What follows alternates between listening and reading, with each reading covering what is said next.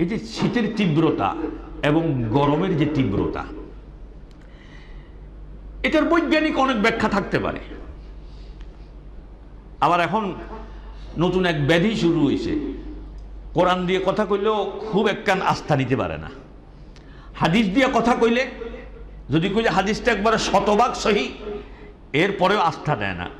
অমুক বিজ্ঞানী কইছে, হুজুর যে মিয়া মিয়া, ঠিক নেই।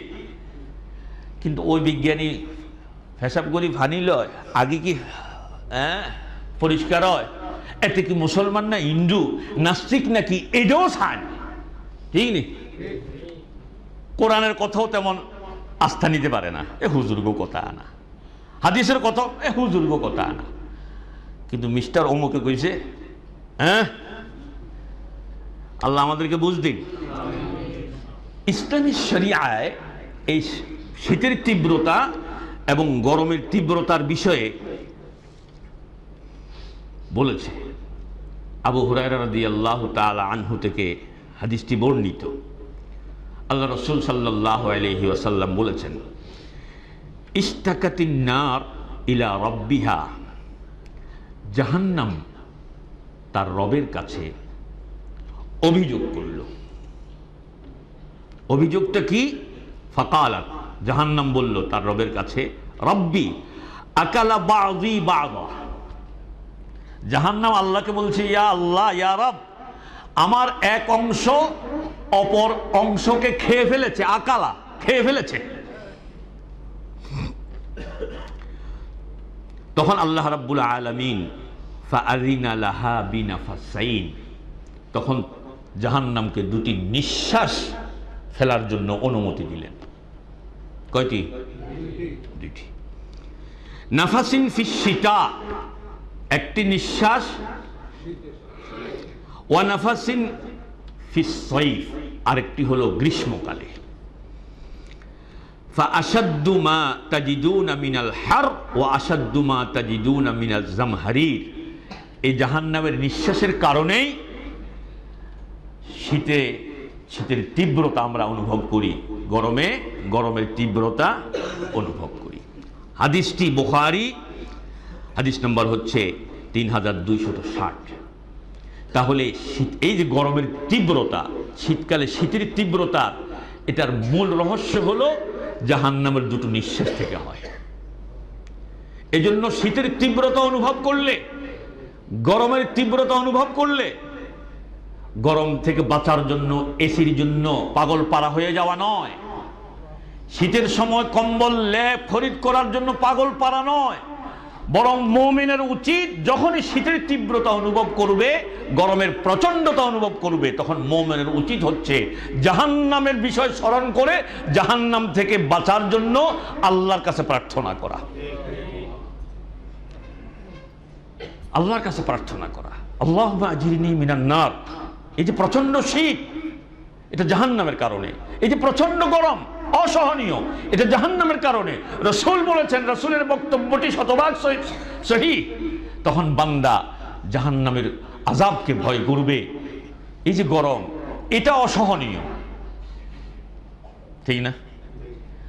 আর আল্লাহ বলছেন, কুল নারু জাহান্নামা আশাদ্দু হাররা, জাহান্নামের গরমের তীব্রতা এই জাগতিক অসহনীয় যত গরম আছে তার চাইতে অনেক কঠিন, অনেক বেশি।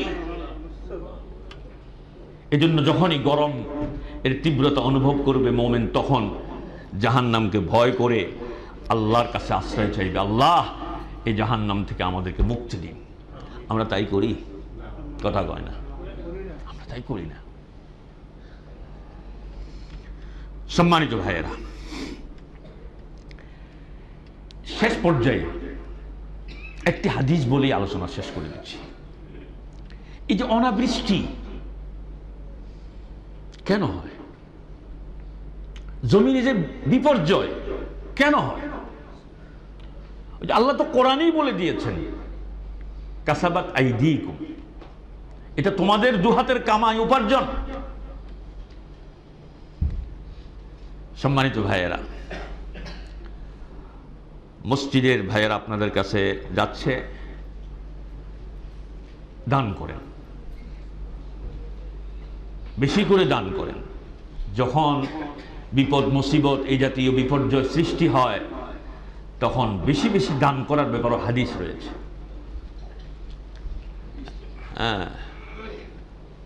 দান সাদকা আল্লাহর গোস্বাকে, আল্লাহর রাগকে নিয়ন্ত্রণ করে, বা রাগের মধ্যে পানি দেওয়ার মতো হাদিস আছে। তুতফি ও গযাবুর রব, এজন্য বেশি বেশি দান করবেন। সম্মানিত ভাইয়েরা, ইবনু মাজার কিতাবুল ফিতান অধ্যায়ে একটি হাদিস এসেছে, অন্যান্য হাদিস গ্রন্থেও রয়েছে হাদিসটি। এই হাদিস আমরা একটু শুনি মনোযোগ দিয়ে, আর বাস্তবতার সাথে একটু মিলিয়ে দেখি। বাস্তবতার সাথে যখন মিলিয়ে দেখবেন হাদিসটাকে, তখন আপনি এ কথা স্বীকার করতে বাধ্য যে এর চাইতে তো আরো বড় আযাব, বড় গজব দিয়ে আল্লাহ পৃথিবীতে ধ্বংস করে দেওয়ার কথা। আমরা যে এখনো যে আছি, এটা তো আল্লাহ পাকের অসীম অসীম দয়ার বহিঃপ্রকাশ। বুঝতে কষ্ট হবে না। আল্লাহ আমাদেরকে বুঝার তৌফিক দিক, বলি আমিন। আব্দুল্লাহ ইবনে ওমর রাদিয়াল্লাহু তাআলা আনহু ওয়া আরদা থেকে হাদিসটি বর্ণিত। তিনি বলেন, রাসূলুল্লাহ সাল্লাল্লাহু আলাইহি ওয়াসাল্লাম আমাদের দিকে এগিয়ে এসে বললেন, ইয়া মা'শারাল মুহাজিরিন, ওহে মুহাজিরগণ, খামসুন ইযা তুলিতুম বিহিন্না, তোমরা 5টি বিষয়ে পরীক্ষার সম্মুখীন হবে। কয়টি বিষয়ে? খামসুন ইযা তুলিতুম বিহিন্না ওয়া আউযু বিল্লাহি আন তুদরিকুহুন্না, আমি আল্লাহর কাছে আশ্রয় চাই, পানাহ চাই, যেন তোমরা ওই পরীক্ষার সম্মুখীন না হও। তোমরা 5টি বিষয়ে মহা পরীক্ষার সম্মুখীন হবে, আমি তোমাদের বিষয়ে আল্লাহর কাছে আশ্রয় চাই যেন তোমরা ওই পরীক্ষার সম্মুখীন না হও। এরপরে আল্লাহ রাসূল এক এক করে বলছেন। কয়টি?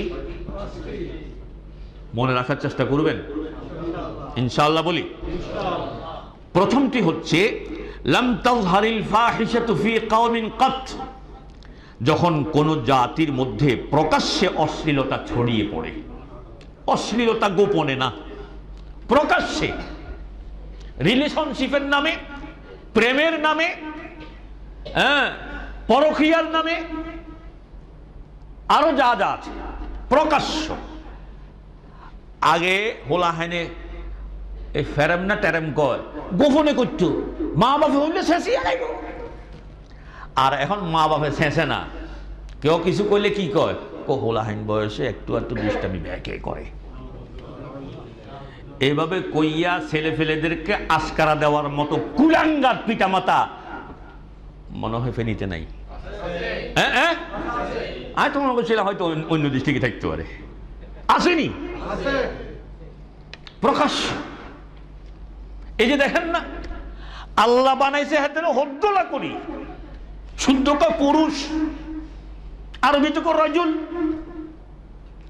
কি হাতে মনে মনে নারী হয়ে যায়। আল্লাহর গজব পড়ুক, বলেন আমিন। যারা এই ট্রান্সজেন্ডারিজম সম্প্রসারণের জন্য, ছড়িয়ে দেওয়ার জন্য কাজ করছে, তাদের উপর আল্লাহর লানত পড়ুক। আর যারা এই কুকর্ম করার পথে প্রাথমিক চিন্তা ভাবনা করছে, আল্লাহ তাদেরকে হেদায়েত দিক, আল্লাহ তাদেরকে হেদায়েত দিক।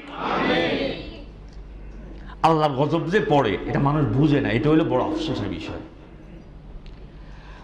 ছেলে মনে মনে নারী, আচ্ছা মনে মনে কি নারী হইতে পারে? কেন মনে মনে ভাত খাইলে হেড ভরে তো, কথা কয় না? এটা মনে মনে নারী বানাইছে, হাতে পুরুষ, হাতে মনে মনে নারী বানাইছে, নারী হাতে মনে মনে পুরুষ। এগুলো সুস্পষ্ট পাপাচার। এগুলি হচ্ছে সমাজে ঘৃণ্য, যেটা পশুও করে না, সমকামিতাকে ছড়িয়ে দেওয়ার পাশ্চাত্যের একটা ঘৃণ্য অপকৌশল আমাদের দেশে বাস্তবায়নের অনেক দূরে গিয়ে গেছে। কতটা প্রকাশ্যে চলছে জানেন? তারা এখন আন্দোলনও করার চিন্তা ভাবনা করছে। তাহলে কি ব্যভিচার প্রকাশ্য রূপ লাভ করেনি? এরপরে দেখেন ওই যে পরক্রিয়া না আপন ক্রিয়া, এটা তো এখন ডাল ভাত কথা এরকম নি। নিজের জিও বিয়ে দি হে করে তিনগা নাতিন হুদ বিয়া করে এসে হুজুর নাতিও নাকি নাতিনি আইব, তো এখন কিসে আমার কাছে চলে গেছে। আমি তো আপনার কাছে বলতে কই দেখুন নাতি নাতনি এগুলো নানি এরকম হয়নি না, হয় না তোমার কয় অবলে হয় ওইলে মনে হয় বগুড়া টুকুরার দিকে হয় আঙ্গ হেনি আমি কয় তো জেনা ব্যভিচার প্রকাশ্য লাভ করছি নি আগে।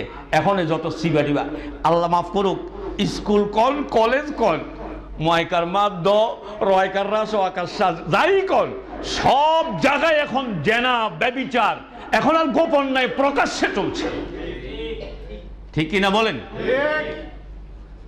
আল্লাহ রাসূল বলছেন যখন যে জাতির মধ্যে এই ব্যভিচার অশ্লীলতা প্রকাশ্য রূপ লাভ করবে তখন আল্লাহর পক্ষ থেকে হাত্তা ইউলিনু বিহা প্রকাশ্য রূপ লাভ করবে ইল্লা ফাশা ফীহিমুত তাউন ওয়াল আওজা আল্লাতী লাম তাকুন মাদাত ফি আসলাফিহিমুল্লাযীনা মাদাউ।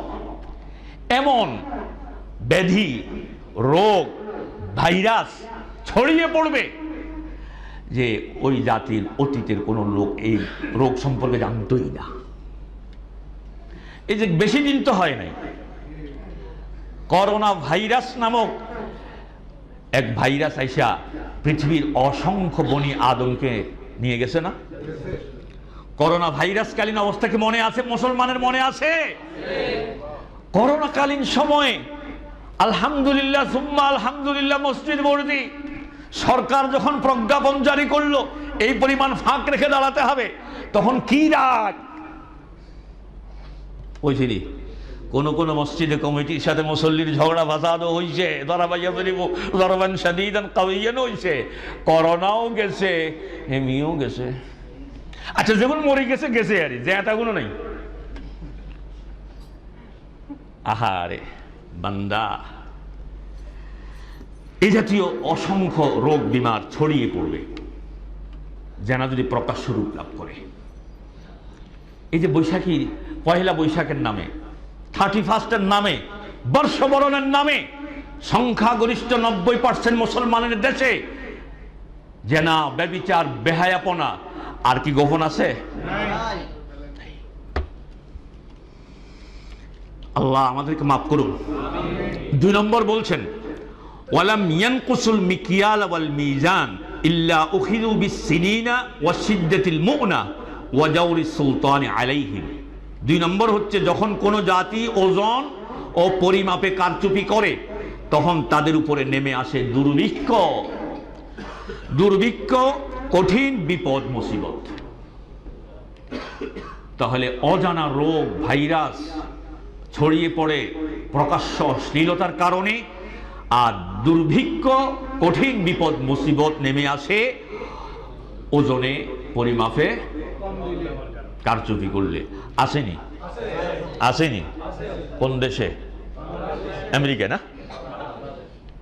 আহা জিয়ানে যাবেন সেখানে এই বেজাল। পানির লিটার 1100 টাকা। পানির লিটার কত?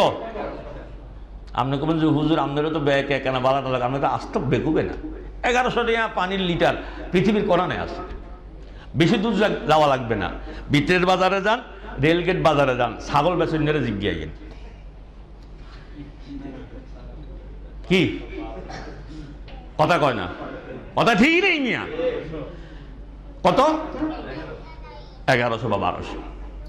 তাহলে এতে যে পানি ঢুকাইলো কেমন? 2 লিটার পানি যদি ঠিকঠাক মতো যদি ঢুকাইতে পারে তাহলে এই 2 লিটার পানির দাম কত হইল? 2200 টাকা।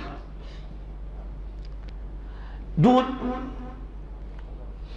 হুজুর মানুষের শুধু শুধু আমার বদনাম করে, আল্লাহর কসম ওয়াল্লাহ আরো তো মরণ লাগবো, দায় দেন না সাদা হয়ে গেছে, মানছে হুদা বদনাম করে, আয় বলে দুধের লগে হানি মিয়াই, আল্লাহর কসম আয় দুধের লগে পানি মিশাই না, পানির সাথে একটু দুধ মিশাই, 2 বেলা আগা দিয়ে বালতিটা হানি লই, মানছে হুদা আর বদনাম করে। তো এই জাতীয় বুজুর্গ মনে বাংলাদেশের নাই। আচ্ছা, অতে তো দুধের লোক ফানি মিয়া বা ফানির লোক দুধ মিয়ায়, এখন সম্পূর্ণ দুধ ছাড়া কেমিক্যাল দিয়েই দুধ বানানো হচ্ছে, জানেননি? সব কেমিক্যাল। তাহলে ওজনে কম দেওয়া, কারচুপি করা, পরিমাপ কম দেওয়া, এটার দ্বারা কি হয় বলেন? তখন তাদের উপর নেমে আসে দুর্ভিক্ষ, কঠিন বিপদ মুসিবত। নম্বর 3, ওয়ালাম ইয়ামনাউ যাকাত আমওয়ালিহিম ইল্লা মুনিউল কাতরা মিনাস সামা ওয়ালাউলাল বাহাইম লাম ইউমতারু। যখন তাদের সম্পদের যথাযথ হিসাব করে যাকাত আদায় করে না, তখন আসমান থেকে বৃষ্টি বর্ষণ বন্ধ করে দেয়া হয়।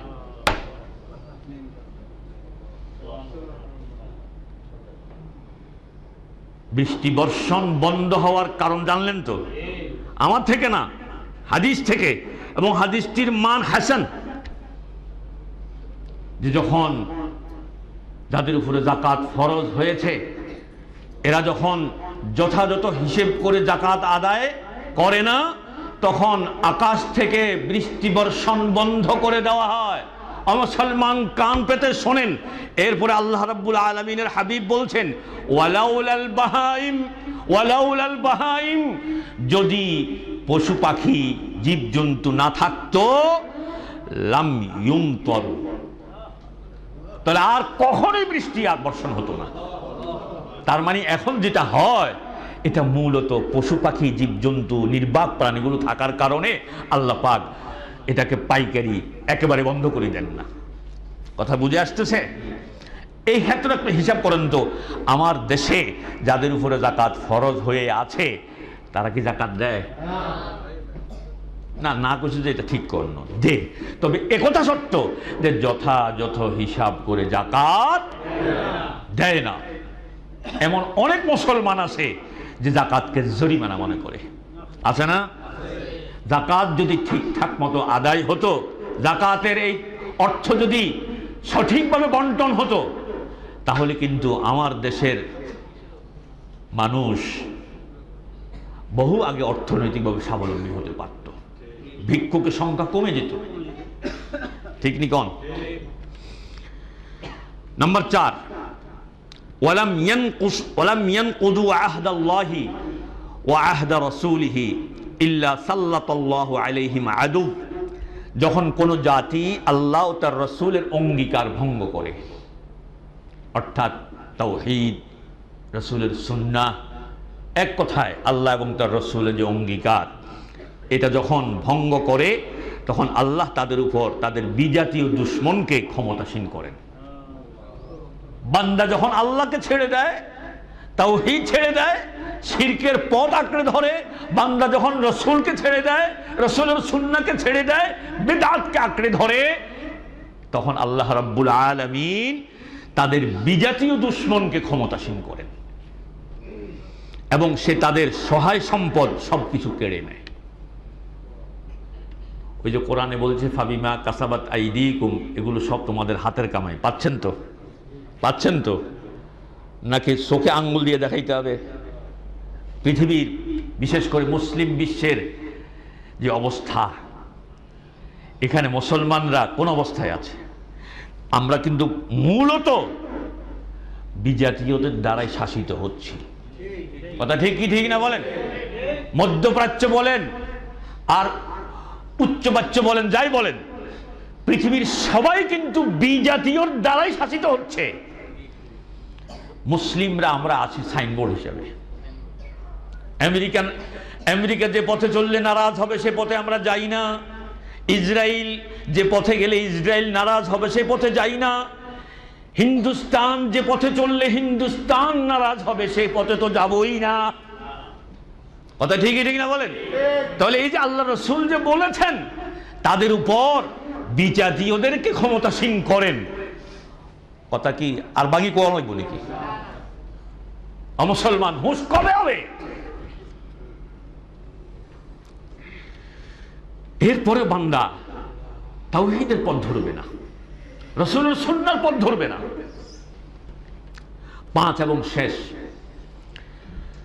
যখন তোমাদের শাসকবর্গ আল্লাহর কিতাব মোতাবেক মীমাংসা করে না, ওয়ামা লাম তাহকুম আইম্মাতুহুম বিকিতাবিল্লাহ, যখন তোমাদের শাসকবর্গ আল্লাহর কিতাব মোতাবেক মীমাংসা করে না এবং আল্লাহর নাজিলকৃত বিধানকে গ্রহণ করে না, তখন আল্লাহ তাদের পরস্পরের মধ্যে যুদ্ধ বাঁধিয়ে দেন। বর্তমান পৃথিবীতে মুসলমানে যুদ্ধ হচ্ছে কি হচ্ছে না? হচ্ছে কি হচ্ছে না? সিরিয়ার মুসলমানদেরকে পাইকারি কচুকাটা কারা করেছে? ওরা তো ইন্ধনদাতা, ইরান। এরা কিন্তু আবার নিজেদেরকে মুসলমান দাবি করে, ঠিক না?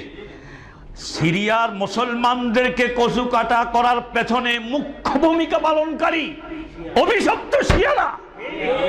আমার দেশের এক শ্রেণীর আবেগপ্রবণ মুসলমান, ওই মাঝে মধ্যে শিয়ারা কিছু করে নাটক, এই নাটকে কয় যখন না না এখন তো আব্দুল কাদের জিলানীর তো বালা মুসলমান, মুসলমান। যে শিয়ারা আবু বকর রাদিয়াল্লাহু তাআলা আনহুকে, ওমর রাদিয়াল্লাহু তাআলা আনহুকে খোলাফায়ে রাশিদিন সহ সকল সাহাবাকে মুরতাদ মনে করে, আর আপনি তাদেরকে ভালো মনে করেন, আপনার ঈমানে দুর্বলতা আছে। এটা অভিশপ্ত। আমি দলিল নেন আমার থেকে। আল্লাহ রাসূল বলেছেন, মান সাব্বা আসহাবি, যে ব্যক্তি আমার সাহাবীকে গালি দেবে, মন্দ বলবে, তাদের চরিত্র হনন করবে, ফালানাতুল্লাহি ওয়াল মালাইকাতি ওয়ান নাসি আজমাইন, তাদের উপরে আল্লাহর লানত, তাদের উপরে ফেরেশতাগুলোর লানত, তাদের উপরে तमाम পৃথিবীর সকল মানুষের লানত। কে বলেছেন? আল্লাহ রাসূল বলেছেন। কে বলেছেন? এই শিয়ারা সিরিয়ার সুন্নি মুসলমানদেরকে কেটে শেষ করে দিল, তারাও নিজেদেরকে মুসলমান দাবি করে। আপনি পুরা ইরান ঘুরে কোনো সুন্নি মসজিদ পাবেন না, চ্যালেঞ্জ দিলাম, কারণ এই বিষয়ে যথেষ্ট ঘাটাঘাটি করেই কথাটা বলছি। কিন্তু সেখানে ইহুদিদের, খ্রিস্টানদের উপাসনালয় বহাল তবিয়তেই আছে। ইরানি প্রচার মিডিয়ায় বিভ্রান্ত অনেক মুসলমান পাইকারি সৌদি আরব লইয়া, মধ্যপ্রাচ্য লইয়া কি মাতামাতি। হেমিয়ার গড়ের হাইলের খবর নাই, হেমিয়া সৌদি আরবের বাচ্চা গেছে, আমরা কোন গেছো? এই জাতীয় কিছু মুসলমান নাই মনে হয়। আল্লাহ হেদায়েত দিন। এই জন্য বলছি, যারা আশারায়ে মুবাশশারা সাহাবায়ে কেরামদেরকে গালি দেয়, মা আয়েশা উম্মুল মুমিনিন যার চরিত্রের নিষ্কুলতার বিষয়ে আরশে আজিমের উপর থেকে ওহী নাজিল হয়েছে, সে আয়েশা রাদিয়াল্লাহু তাআলা আনহাকে ব্যভিচারিণী বলে, আর আপনি বলছেন তারা না বালা। আল্লাহ আপনাদেরকে হেদায়েত দিক। যারা এই বিষয় হয়তো জানে না, হয়তো এদের আকীদা সম্পর্কে জানে না, এদের মৌলিক বিষয় হয়তো জানে না, যার কারণে আবেগে বলে, আল্লাহ হেদায়েত দিন।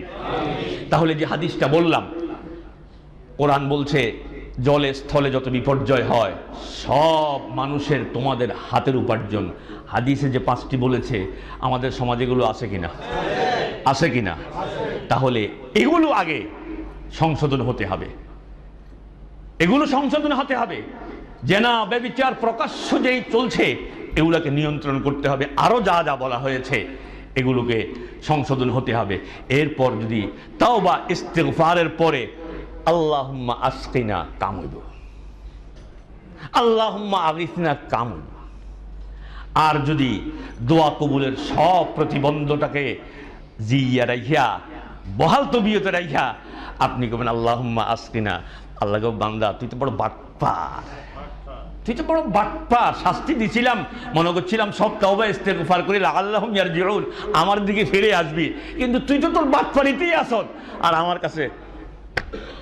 এই জন্য বলি, সকলের প্রতি অনুরোধ থাকবে যে সকল অপকর্মের কারণে এই সকল আযাব গজব অবতীর্ণ হয়, সেই সকল মন্দ কর্ম থেকে আমাদেরকে ফিরে আসতে হবে, তাওবা করতে হবে। কেমন তাওবা? ইয়া আইয়ুহাল্লাযীনা আমানু তুবু ইলাল্লাহি তাওবাতান নাসুহা, একনিষ্ঠভাবে তাওবার আশ্রয় নিতে হবে, আল্লাহর কাছে ক্ষমা চেয়ে নিতে হবে। আল্লাহ পাক আমাদেরকে বিষয়গুলো বোঝার তৌফিক দিন। সালাতুল ইস্তিসকা, এটি হাদিস সম্মত সহিহ, এগুলো হচ্ছে আমাদের দেশে আলহামদুলিল্লাহ। আমরাও আমাদের মসজিদের উদ্যোগে ইনশাআল্লাহ সালাতুল ইস্তিসকা আদায় করব। বলি ইনশাআল্লাহ, বলি ইনশাআল্লাহ। আগামীকালকে সকাল 9টায় আমরা এখানে সালাতুল ইস্তিসকা আমরা দেখব, ওই যে মাঠ যেটা আছে এখানে করতে পারি কিনা, যদি সম্ভব না হয় মসজিদে, কারণ মসজিদেও আদায় করা জায়েজ আছে। কথাটা বুঝে আসছেন? খোলা এটা এটা ঈদের নামাজের মতো, তাকবীরও ওইরকম, কথা বুঝে আসছে? মাঠে আদায় করা উত্তম, আর মাঠে যদি ব্যবস্থা না হয় মসজিদে। আমি সৌদি আরবে অনেকবারই মসজিদে পড়েছি, মসজিদে পড়া জায়েজ। আগামীকাল সকাল কয়টায়? 9টায়। কারা কারা আইতেন না? হ্যাঁ, আচ্ছা, কারা কারা উপস্থিত হবেন একটু হাত তোলেন তো। আল্লাহ তৌফিক দিয়ে বলি আমিন। নিজেরা আসবেন এবং এখন থেকে জুমা থেকে যাওয়ার পর থেকে দাওয়াতি কাজ করবেন। আল্লাহ কার দোয়া কবুল করে এটা আল্লাহই ভালো জানে। আমরা এত পাপ করেছি, তারপরেও আমাদের মহান মনিবের প্রতি আমাদের এত সুধারণা যে আল্লাহ রাব্বুল আলামিন আমাদেরকে পাপিষ্ঠ বলে তার রহমতের দুয়ার থেকে লাথি মেরে ফেলে